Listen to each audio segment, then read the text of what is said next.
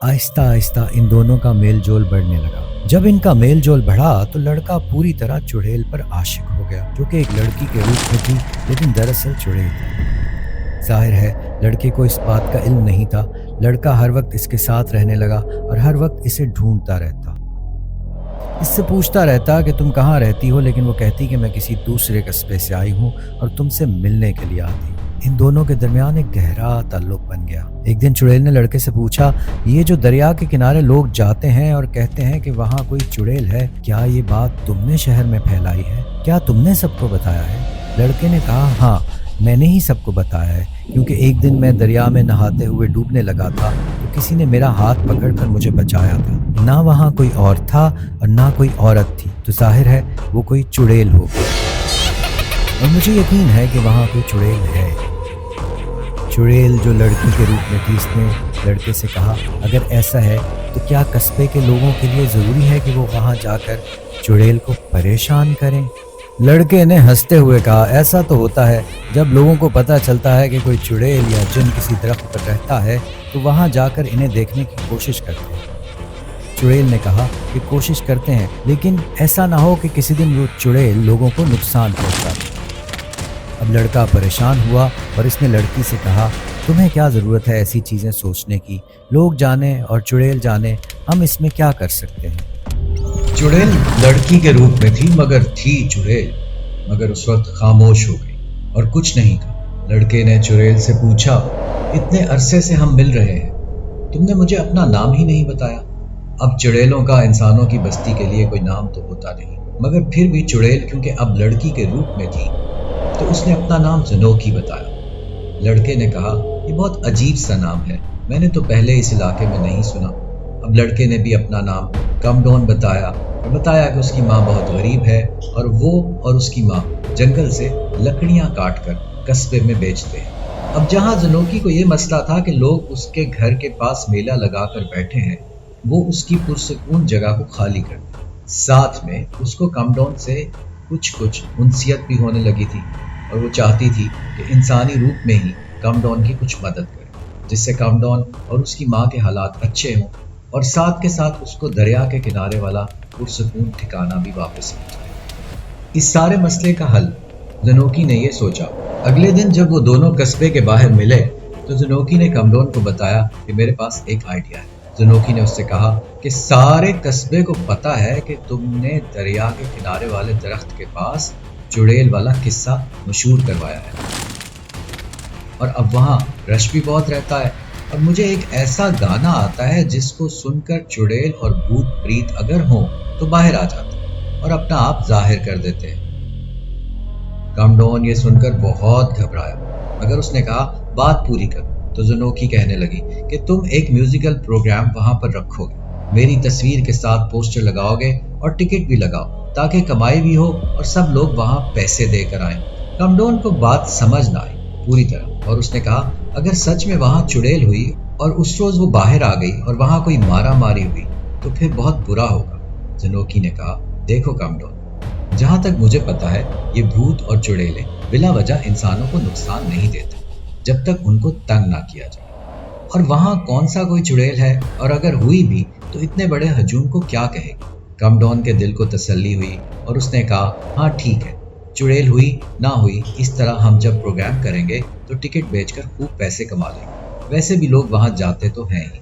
कमडोन तो मुतमईन होकर शो का इंतजाम करने में लग गया और ज़नोकी को कुछ फिक्र हुई कि जो गाने और नाच उसने करना है उससे तो वाकई करीब करीब के इलाकों से बहुत से भूत और चुड़ैलें वहाँ आ जाएंगी। मगर फिर उसने सोचा कि अपने कबीले की सब चुड़ैलों भूतों को वो संभाल ही लेगी। और जाहिर है ज़नोकी का एक हिडन प्लान भी था जो उसने कमडोन को नहीं बताया, और उस प्लान का मकसद ही यही था कि हजूम को हमेशा के लिए उस जगह जहां ज़नोकी का ठिकाना था आने से रोक दिया जाए। उधर कमडोन सारे कस्बे में ऐलान करवा रहा और दूर दूर से दूसरे इलाकों से भी लोग जादुई नाच का सुनकर धड़ाधड़ टिकट खरीदने लगे। कमडोन की अच्छी खासी कमाई हुई और शो की जगह तो वही दरिया का किनारा था और उस दरख्त के पास की जगह थी। साथ में डेट भी तय हो चुकी थी जो पूरे चांद की रात थी। कस्बे के लोग सुबह शाम और रात गए तक इस पर बात करते और बेताबी से इंतजार करने लगे कि कब पूरे चांद की रात थी।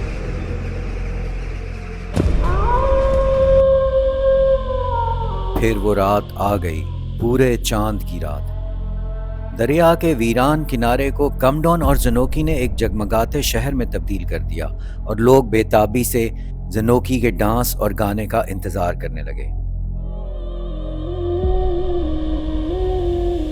चुरा ले चुरा ले चुरा ले मेरे नैना बड़े मत वाले, मुझ पे मरते हैं बस यू वाले, मेरे सब कुछ है तेरे हवाले। चुरा ले मुझे रब से चुरा ले।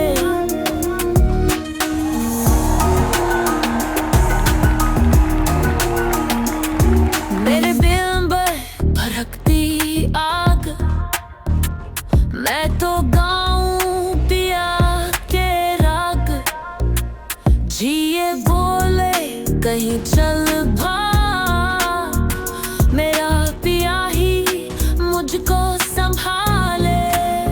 चुरा ले मुझे रब से चुरा ले, चुरा ले मुझे रब से चुरा ले। पहला गाना जो जनोकी ने गाया तो सारा क्राउड झूम झूम उठा। इस गाने के बाद लोग बहुत खुश हुए और सब लोगों का नाच नाच कर बुरा हाल हो गया। जब ब्रेक हुई तो जनोकी ने कमडोन को बुलाया और अब दरअसल जनोकी अपना असल प्लान शो करने वाली थी।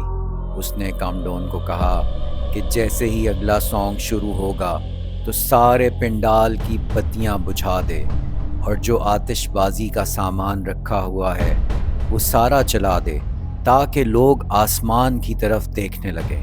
कमडोन ने भला क्यों एतराज़ करना था, क्योंकि जनोकी की वजह से उसकी पूरे कस्बे में इज्जत बढ़ गई थी और अब तो शो से उसने ठीक ठाक पैसे भी कमा लिए थे। ब्रेक के दौरान पिंडाल में हल्का हल्का ड्रम पर हॉरर म्यूजिक बजता रहा और फिर जनोकी स्टेज पर आई और उसने दूसरा गाना स्टार्ट किया।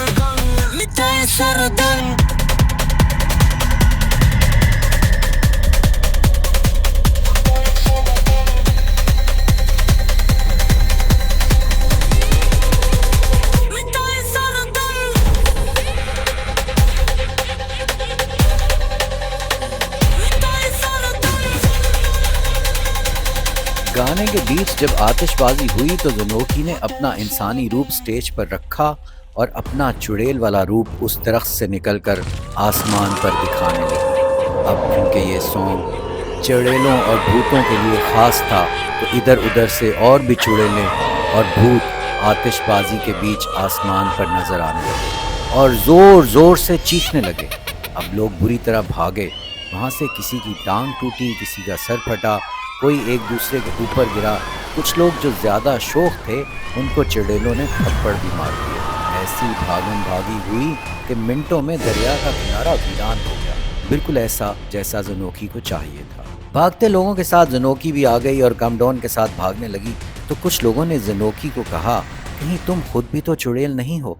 जनोकी ने प्यार से जवाब दिया, हाय हाय, मैंने क्यों होना है चुड़ैल? मैंने तो सबको दिखा दिया कि दरिया के उस किनारे पर वाकई कोई चुड़ैलों का रैन बसेरा है, तो किसी को वहाँ नहीं जाना चाहिए। तो सब लोगों ने कहा, हाँ हाँ, किसी को वहाँ नहीं जाना चाहिए, कभी भी नहीं जाना चाहिए। इस वाक़े को सदियाँ गुजर गईं। जनोकी आज भी सुकून से दरिया के उस किनारे पर रहती है और उस वाक़े के बाद कभी कोई वहाँ नहीं आया। कमडोन जब तक जिंदा रहा, जनोकी इंसानी रूप में हर तरह उसकी मदद करती रही और जनोकी को तो हमेशा जिंदा रहना है क्योंकि वो वैम्पायर है।